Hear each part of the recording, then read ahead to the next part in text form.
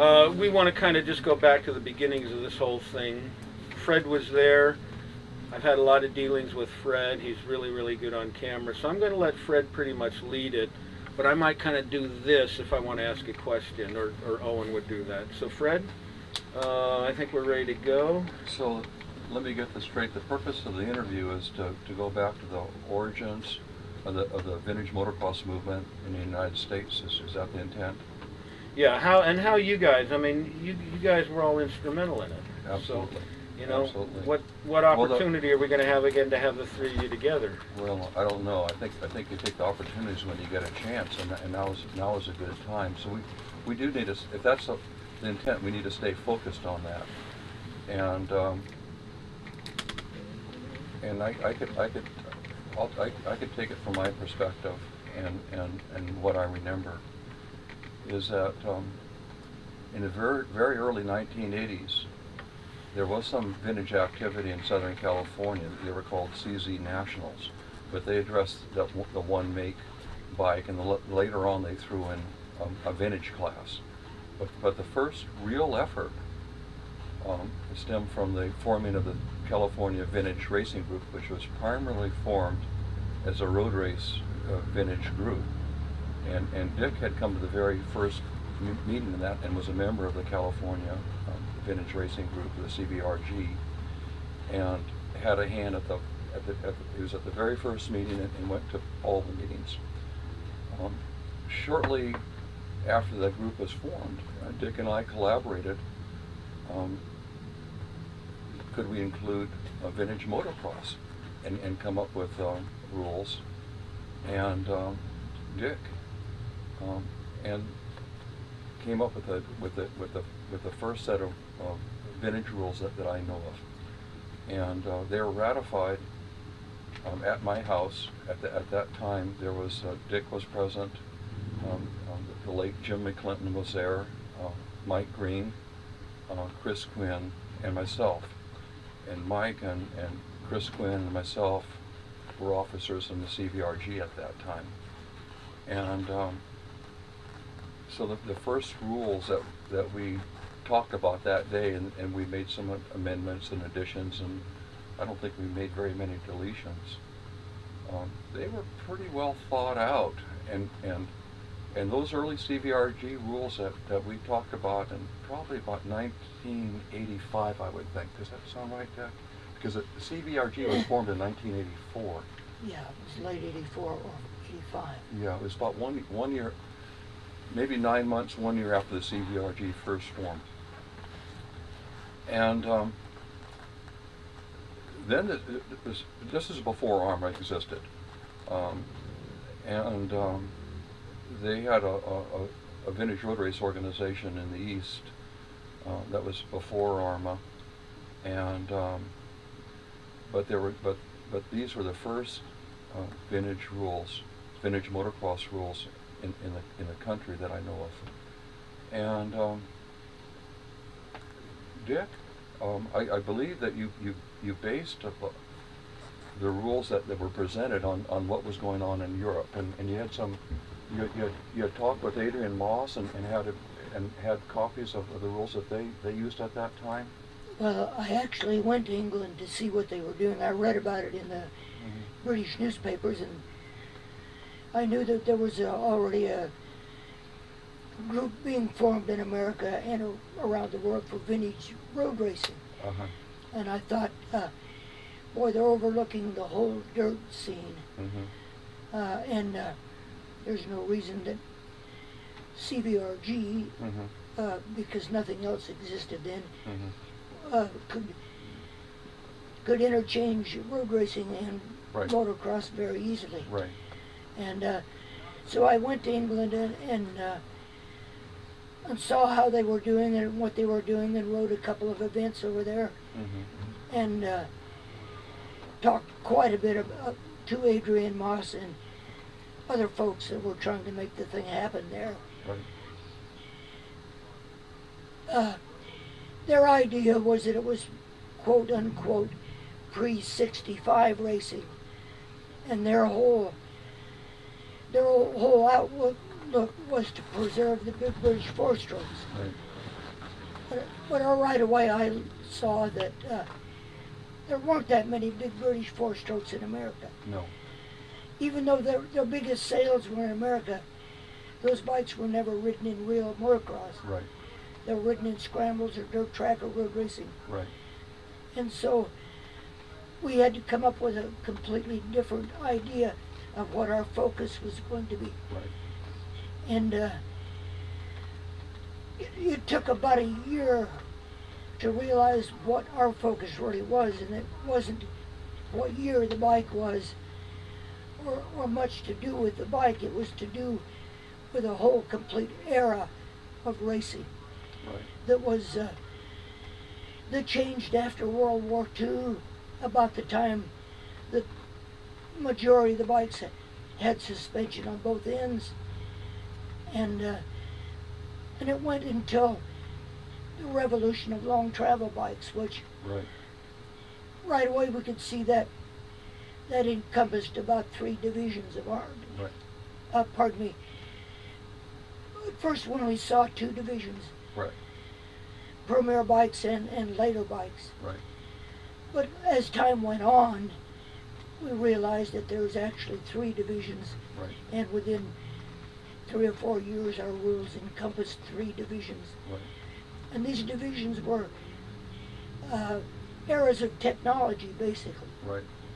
and that pertained to the machines Right. and how the change in the machines had changed the racetracks. Right. That's an important concept, that the technological grouping, because it's not based on year grouping at all. At that time we had envisioned that there was a premier class to endorse the older bikes, but they included bikes that were made later than some of the manufacturers had dropped off and started to make lighter bikes. Like I'm thinking of like the Matchless G85 CS.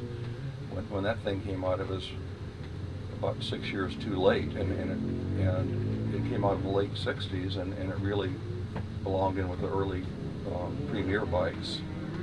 But from those beginnings, I think that we did a very, very good job, and with Dick's foresight and background and studying and thinking about it, to break these down into 2 divisions, which was the early class, the premier classes, and then the sportsman class. And the sportsman class, we gave an arbitrary 1994 cutoff date because that seemed to be about the last year, that 74, that the manufacturers were making bikes with 7 inches front travel suspension and 4 inches in the rear. However, there were certain bikes like Mako and CCM that had gone beyond that and addressed the next era. So we based the sportsman class not only on cutoff, on year, but by travel of the bike, and those concepts have served us today, and has actually been a model in many vintage organizations that have really looked at that. Later on, we had figured a need for a classic class that was in between the premier, the earlier bikes, and then the sportsman bikes. There was a bike in between in technological development, and it's really hard to define, but we've gone so far as to have a committee look at it very carefully and actually just simply say what bikes we allow in that classic class. And it's proven to be a very popular class. And the thing that amazes me is that from the very first rules meeting that was held at my house around the kitchen table, and from those very humble beginnings, none of those rules have ever been rescinded. We've built on them. And so at the time we were talking about premier bikes, none of us had one that was running. We had parts, but none of us had a real premier bike that was, it's a heavyweight bike that was really ready to go. But we envisioned that class, and you know, Dick had actually rode some of those earlier bikes. I, as a kid, had rode a few of them, but I didn't know what the hell I was doing. But I could say that that those early rules have served us well. And after AHRMA was formed, at some point, Dick and myself, and I think Bino Rodi had proposed to the trustees that we endorse vintage motocross, because AHRMA also was formed as a road race organization.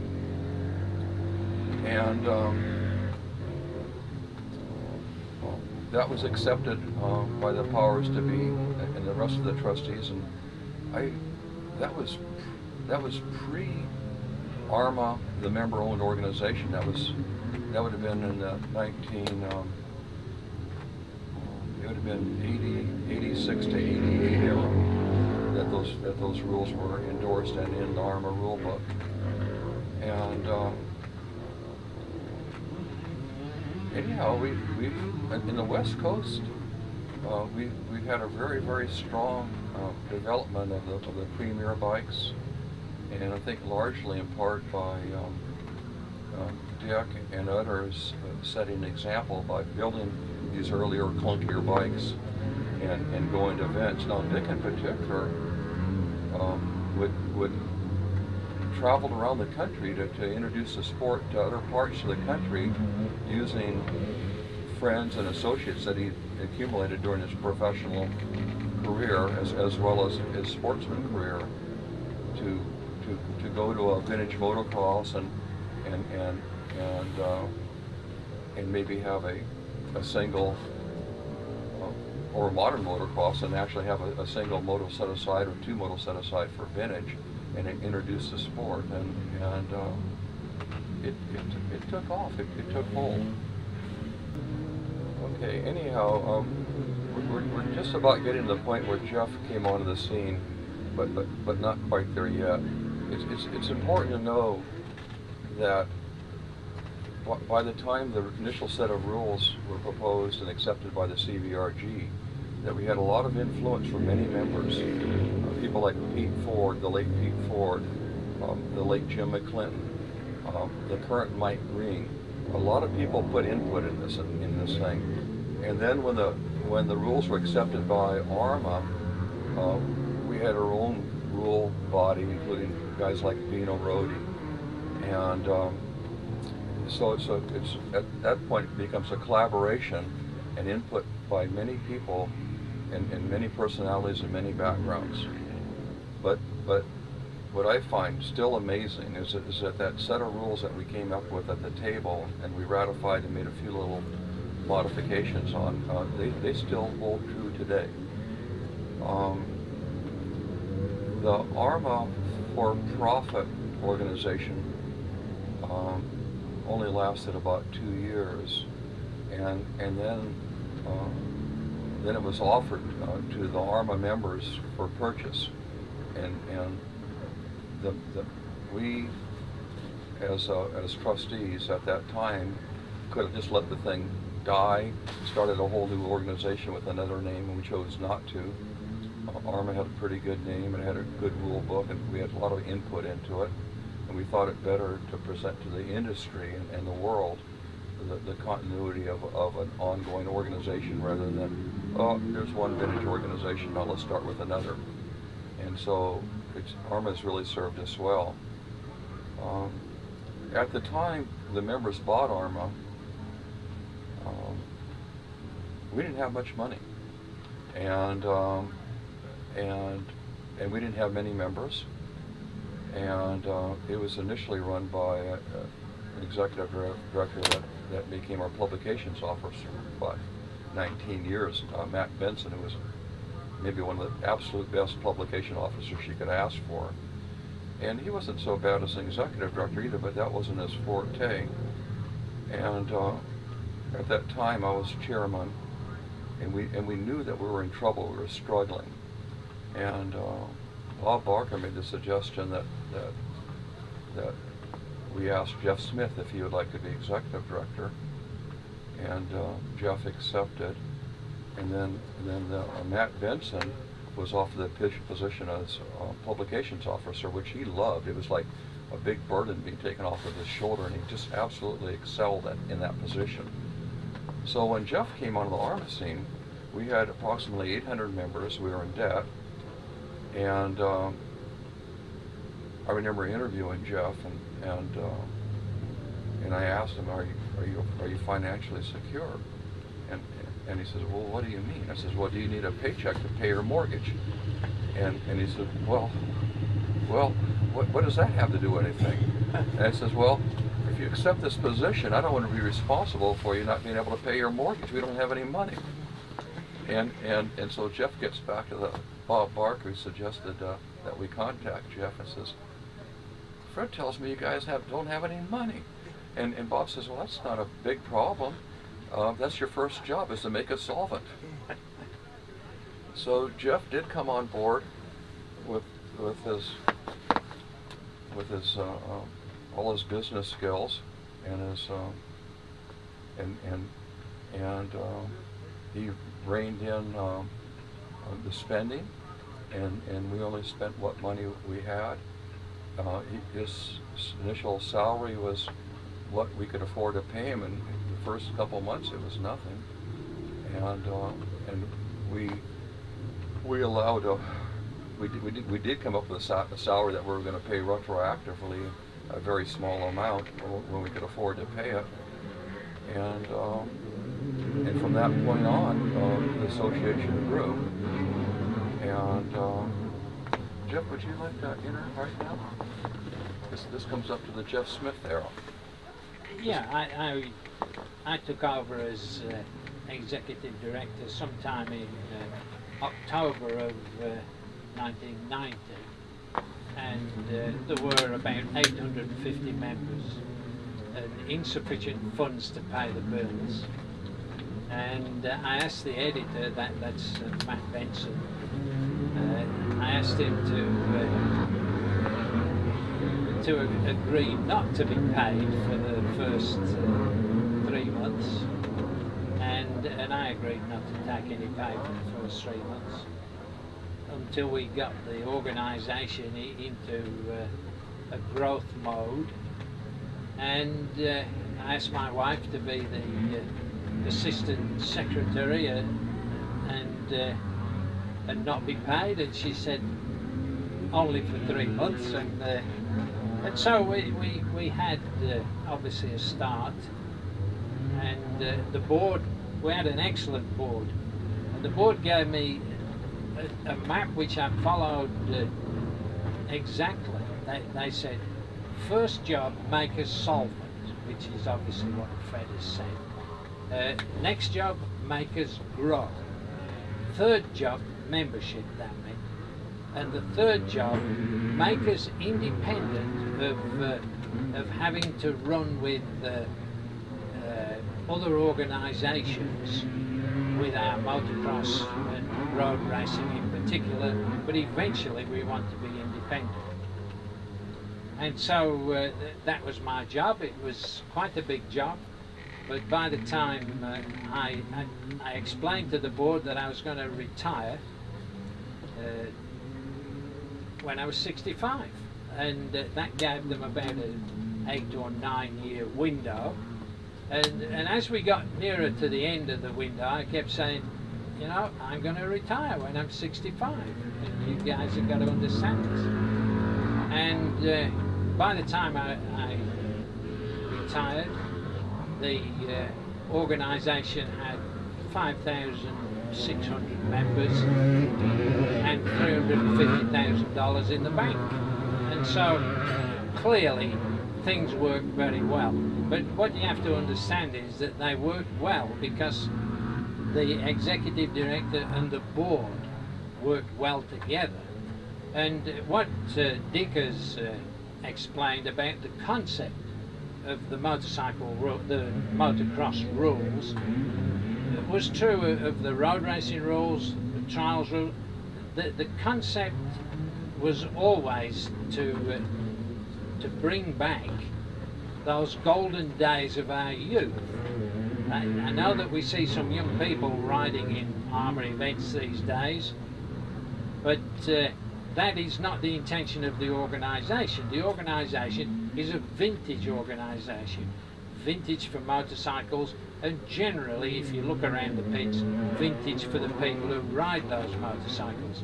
Because you have to be a certain age before nostalgia brings you back to motorcycling, and that's what's happened with many people in the pits. They will say, yep, the kids grew up, the kids got an education, they moved out of the house, and now I can think back to what was the best time of my life. The best time was when I was 16, 17, 18, riding a motorcycle. And so most of them now have sufficient funds to have 3 or 4 of the motorcycles that they had in those days, or wanted in those days. And so it's just an absolutely friendly, great organisation that, as I say, was totally sound when I retired, and I'm just delighted that I'm still part of it.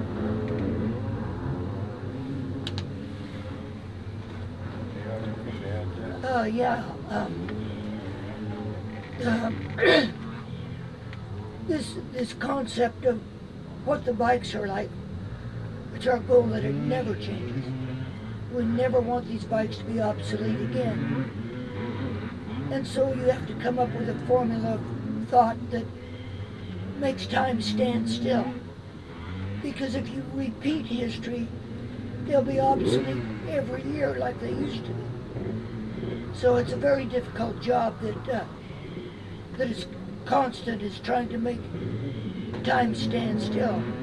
And when we first started, most of the bikes you saw on the racetrack had been in the garage for 10 years or 20 years, and we brought it back. Then there's been a wonderful growth over a few years where people who never saw these bikes will get a bike and restore it and race it. And we're now coming into also to include another era of younger riders. And we're actually, our marketing hasn't caught up with what's actually happening. And we actually have a product that is not old bikes anymore. It's a totally new form of racing compared to what the kids do on a normal weekend. And the way you go about racing and the strategies and those kind of things have been lost for 20 years. And we basically are showing these younger kids a brand new form of racing that is actually safer, very competitive, and more fun. And so we're still able to take care of the old guys, the wannabes from 20 years ago, and a brand new generation. But our problem and our goal is to make sure that the machines and the racetracks that we rode them on are accurate. That's very difficult. But that's the key to it, is making the surroundings that we race these bikes identical to what the bikes were designed for. And that's basically our challenge right now, is to get the tracks accurate. It is a challenge. It's very difficult to find tracks similar to the tracks that we used to ride on 20, 30 and 40 years ago. There are very few, because obviously the promoters these days are running modern tracks, and most modern tracks are dug out with a bulldozer blade, and there's your track, and they rotivate it, put water on it, and so on. So it is not the same track, a modern track, as the tracks we rode on all those years ago. And Dick is very strong and very correct in always insisting that we go as near to those original classic tracks as we can get. And just occasionally we find a place where there's a grassy hillside for us to race on again, and that's wonderful. And we're going to one of those in Wisconsin in a few. Yes, that's right. Yeah. I think at this time we should also talk about, in recent years we've endorsed and included a post-finish class, which is a different era of bike. And they're typically bikes from, once again, in a technological era, and they endorse the long travel bikes, air-cooled mostly, maybe, and I don't understand the classes very well, but the post-finish, we've had rules for that for how many years now, Dick? 10 years. 10 years. Yeah. And it's brought members and riders that are interested in riding those bikes, and often those bikes are detrimental to the vintage classes because they're rode differently, and they could go through jumps higher, and when they land they tend to dig up the ground more. And so typically the events are run on different days and on different tracks. Some tracks are okay for both vintage and post-vintage, and we'll have both kinds of events on the same weekend. But it's a whole different era of motorcycles that AHRMA has made a place for, and we have some very, very enthusiastic post-vintage racers that enjoy riding those bikes. Yeah, the post-vintage era runs roughly from 1974, which is the end of our vintage era, to about 1981 or 2. And so it brings in a great deal of nostalgia again, because the youngest machines in that category are already 20 years old, and so nostalgia is working again. Plus, that was the era that the Americans finally caught on to the sport well enough to start to dominate it. Yeah, And that's true. our biggest heroes are from that era, because until about 1968 or 9, motocross didn't exist in the United States, and so that's a very important era that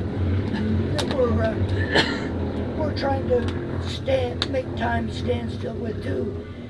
And although these bikes have 12 inches of travel like a modern bike, the tracks that they ran on were not at all like a modern track. They had big jumps in them. They were outrageously rough, very physical, but they weren't the same as a modern track. And it's actually difficult now to find an accurate track for our post-vintage machines. Yeah. Because until about 1985 or 86, they didn't have what they now call ramp-to-ramp jumps. They were just big, giant, terribly rough, very, a very physical sport and very enjoyable if you learn to do it. But so it's a constant problem, and the accuracies of the racetracks for vintage and post-vintage is what we are going to concentrate on in the next few years. I'd like to point out that Dick has just served his last term as trustee, and he's had a continual involvement with the organized vintage motorcycle movement, and in particular motocross road racing trials since 1984 till present. And the only trustee that's in line to serve longer is myself, because I've been elected for another term. I'm good for at least one more term. No, but you haven't served 3 more years. 3 more years. Yeah, but you haven't served Yeah, it yet. served it. No. So you might not break the record. No. And then also, Jeff's been just a godsend. Turf down. Just a godsend. I mean, he came at the right time. He built AHRMA, and we all owe them a debt of gratitude. And there, like I say, I don't mean to underscore the effort put on by many trustees and many volunteers. AHRMA's strength has always been its volunteers. We're a volunteer organization. We couldn't exist without them. It's our strongest asset. And it's our jobs as trustees is not to screw up the concept and the philosophy of what we tried to create at the very beginning. And that philosophy will serve us well in the future. Well, I've got to say that when I first started doing this, I was pretty naive, actually. I'd never organized anything like this before, been involved. I'd been involved in rulemaking from my late teens as a professional racer for dirt track and road racing. But this is a different concept at all. It's absolutely a form of sportsman riding. And I just imagined that everybody was as enthused as myself and Fred and this small group that started this, that it would catch on around the rest of the country. But I was, again, a little naive. In the first couple of years with the original AHRMA, it grew quite slowly. And then I started realizing how deeply involved all of it was. And I couldn't believe how quickly Jeff Smith took over, completely eliminated almost every problem that we could foresee. I mean, it wasn't magic, but he and his family personally ran every vintage motocross national in the eastern United States for years. And not only did he do that, places like Steamboat Springs, I remember Fred every year for 2 or 3 months before the event on the telephone, arguing and haggling with the city and with the club, the modern club we ran with, about who had which day and who got the money. And we never knew the first 3 or 4 years we ran Steamboat Springs, which was our biggest event at that time, whether we were even going to have an event. Jeff came in, was there one afternoon on a Saturday, and by Sunday morning, everything that we'd ever argued about was smoothed over. We knew exactly what we were going to do, where we belonged, and it just transformed the whole thing into a very professional organization, in some cases overnight. And we also had another concept that worked. Instead of starting from the bottom and working our way up through regions and local races to bigger races, Jeff arranged that we start at the very top and got us venues at the best motocross tracks in the United States, and we worked our way down to the local level. And we probably saved 10 years in the process by doing that. The other hurdle that Jeff had to face as executive director, he had to learn road racing. And he did that the same way he does everything. He just jumps in there with both feet. To my knowledge, Jeff went to every road race, national road race that we held when he was executive director. I think it was 9 years. I did miss one. You missed one? Yeah, I missed one. Oh, there goes that race. But that's a very amazing feat, because these road races also all over the country, and for someone that's trying to manage a national organization, it's really quite a job that you have, running the organization within your office and yet going to these meets, and that are varied from road racing to motocross, and then the trials in cross country seem to be centered around, at that time, around the motocrosses, and then the flat tracks, they have their own series, and sometimes they would be on the same weekend as a road race or a motocross, but often they were not, and it's just such a big job at a national level to manage and oversee all this. Yeah, it was, I've got to tell you, it was absolutely a pleasure. You know, I look back at it now, and I think, boy, some of the best fun I ever had in my life was working with and for AHRMA. And the key for the executive director to do well is to listen to what the board tells him. And never forget that the board is the boss, and that I never did forget it, and I had just a wonderful time, and it was a time which I'm going to admit something now that I haven't admitted very often. That is that Irene and I came together so well during those 9 or 10 years and worked so well together that I'm sure my marriage is safe from this day forth unto the ending of time, because we got to know each other better than we'd ever known each other before.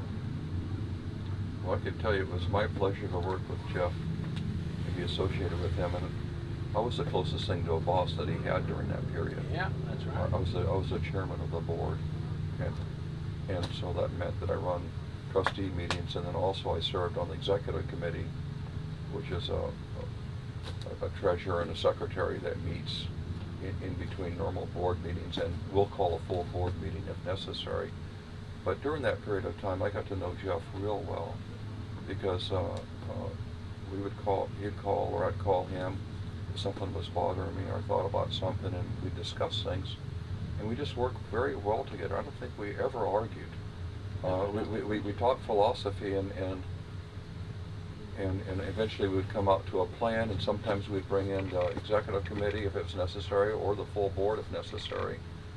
But I've thoroughly enjoyed that period of AHRMA growth, and I look back on it fondly, and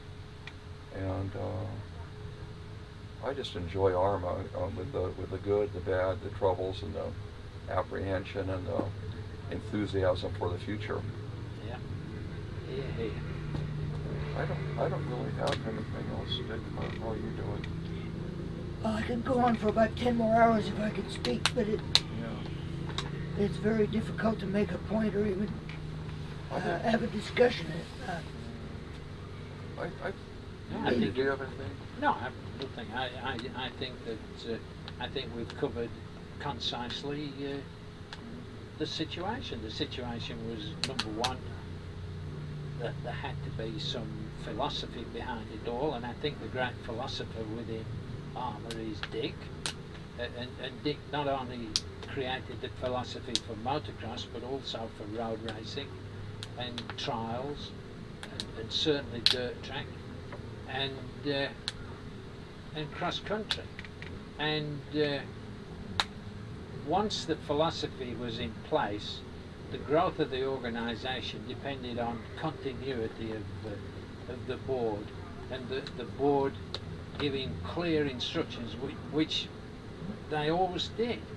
And I'd have to say that there were, during the time that I was executive director, there may have been 4 occasions, maybe 5, when the board overruled some idea that I had, some wild idea. And I'm willing to accept that I do occasionally have wild ideas, and it's good to have a boss who can smack my hand. I don't ever remember smacking your hand. No, I remember disagreeing with you a time or two. Yes, that's right. And that was good. And I actually remember some board meetings where you'd state your position, and I'd state the board's position, and you'd state your position, and I says, Jeff, just do it. That's as close to the smack in the hand you ever got from me. Wait, why don't we... Yes. Just a couple of questions here. Jeff, how did, can you elaborate a little bit on how those days in AHRMA brought you closer together with Irene, what you did? Yes, I certainly can. I was discussing it with your cameraman here earlier today. Well, he doesn't tell me anything ever. Well, that's right. But I'm so pleased you asked. Yeah, Irene was a housewife for 40 years, I guess, and then I said to her, I always knew that she typed, and she did some typing for me. She filed the bills that came in and that kind of stuff, so I knew that she was somewhat literate. And but when I said to her, I'm going to do this AHRMA job, it doesn't pay much, but it might be a bit of fun. And so will you help me? And she said yes. Yes, she said, of course. And what I found out was that she's a workaholic. I didn't know she was a workaholic. She would answer the phone at any time of the day or night and be pleasant with members, whatever the problem was. And she kept the paperwork in perfect order. She filed stuff perfectly. You know, I would file, my filing system is to say, oh yeah, okay, this is from Fred Mork, so I'll file it under Fred. And then when I wanted to find it, I could never remember how the hell I'd filed it. I mean, it should be under Mork, but it's under Fred. And so Irene I said to her at some stage, I wish I had known that you were a workaholic, because I could have been a millionaire time after time if I'd only known that 40 years ago. So does Irene enjoy the events? I mean, does she come to very many events? Or? Oh, she came. Whenever I went to events, she came with me. And she always had a job to do, and she still comes. She didn't come here, but she went to Daytona or to Florida with me a few weeks ago, and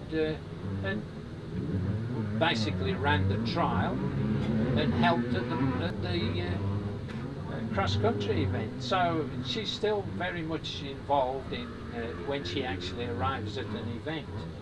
But she travelled and did the paperwork at many events every year. Let's see, Dick, which incidentally you come across very well. You're coming across very strong. You, if I'm right, you ran the first motocross, the first vintage motocross here at Sand Hill Ranch. Was that the first? Yeah, actually, when I first started doing it in the early 80s, it was a vintage dirt bike rally is what I called it, because there was no organized racing.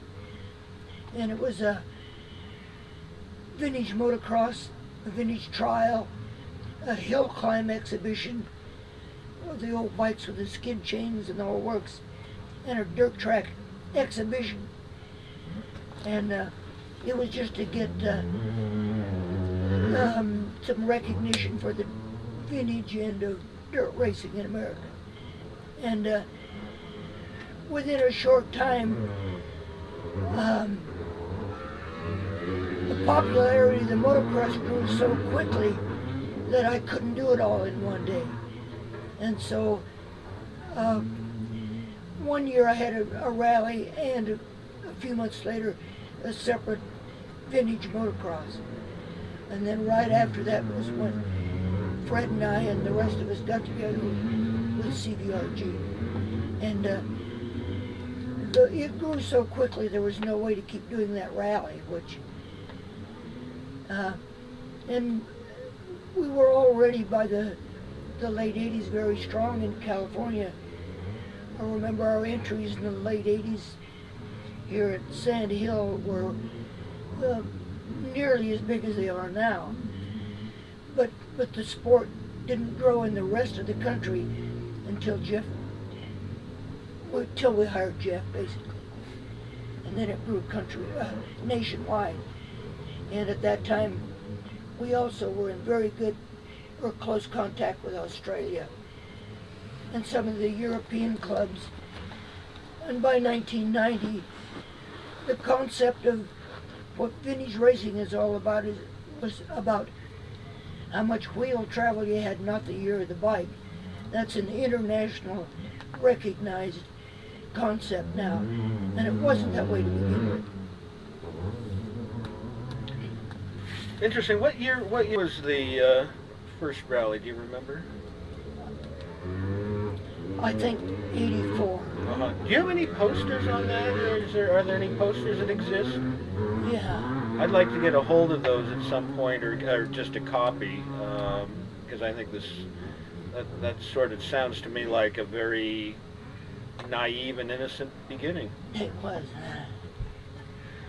I have some of those early posters hung up. I don't know that I have all of them, because this is an annual event that went on for, what, I think 3 years maybe?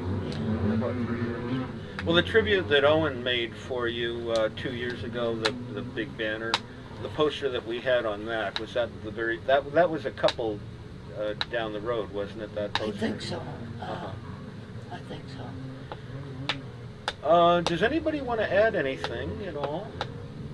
This has been very interesting to me. I think we. Well, the thing I'd like to make is a request, and that we get copies of that tape, because this, to my knowledge, this is the only taped interview like this in existence, and it's actually archival in nature, and so I'd like that we not lose it. Yeah, that's why I've left the camera on the tripod and not moved Yeah. it around. We also have it backed up Right. on sound.